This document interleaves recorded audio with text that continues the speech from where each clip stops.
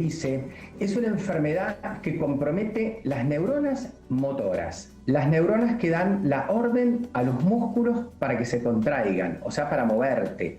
Y en realidad compromete a las neuronas solamente de los músculos del esqueleto, es decir, no te compromete lo que tiene que ver con el músculo cardíaco ni con el músculo liso del aparato digestivo. Pero cuando hablamos del músculo estriado esquelético, estamos hablando del movimiento de brazos, de miembros inferiores, del tronco, estamos hablando de los músculos que usás para deglutir o de los músculos que usás para hablar, que fue el primer síntoma que conocimos. Es decir, todas esas neuronas sufren gradualmente un proceso degenerativo.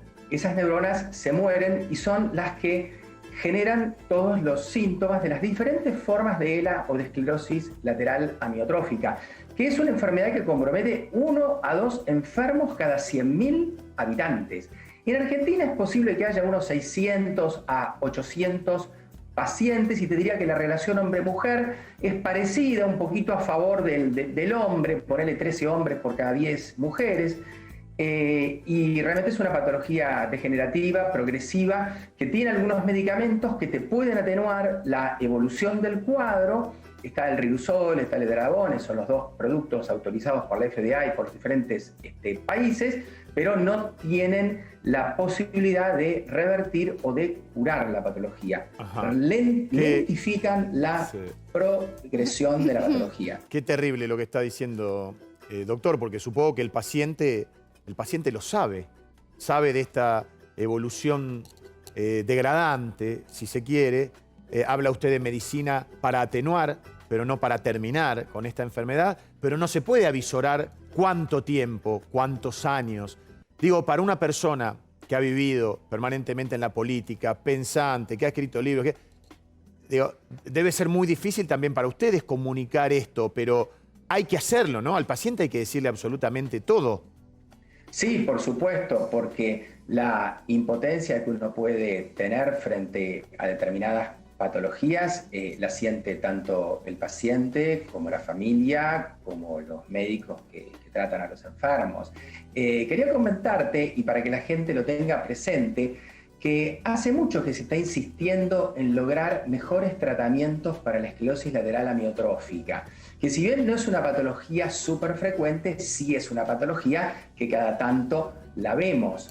Lou Gehrig, un famoso beisbolista americano, tuvo esta enfermedad, y por eso también se le dice la enfermedad de Lou Gehrig, y sirvió para que la gente logre visibilizarla mejor.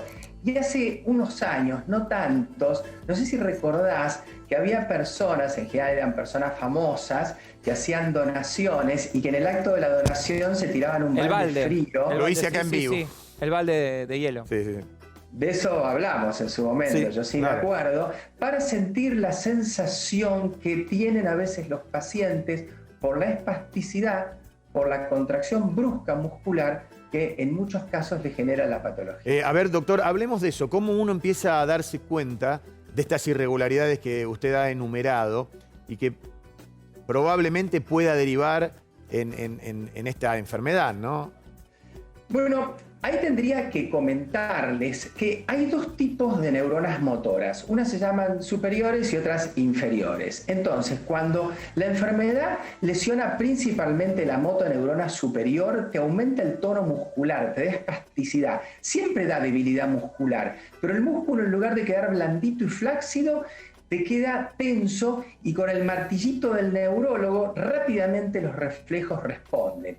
En cambio, cuando se lesiona la motoneurona inferior, también hay debilidad, pero los músculos quedan blanditos, flojitos, y los reflejos bajan. En general, los pacientes tienen un mix, una combinación de áreas del cuerpo con reflejos bajos, con hiporreflexia y atrofia muscular, y otra parte del cuerpo con los músculos con la respuesta mucho más exacerbada, que eso es lo típico. Eso lo ves incluso cuando haces un estudio que te da el diagnóstico, que es el electromiograma, porque además de hacer resonancias magnéticas y revisar al paciente, tenés que hacer este tipo de cosas. Pero los síntomas cambian. Mira, vos sabés que hay pacientes que se quejan de que tienen el problema de la voz, que empiezan a arrastrar la voz, que no les sale, que se cansan más fácilmente y que les cuesta deglutir, que es el caso del cual estamos hablando. Pero hay otros pacientes que se quejan de otras cuestiones, Guillermo, por ejemplo, que tienen problemas para caminar. Y yo hace un tiempo atendí a un paciente que trabajaba, haciendo arreglos en las casas y trabajaba mucho de cortinero.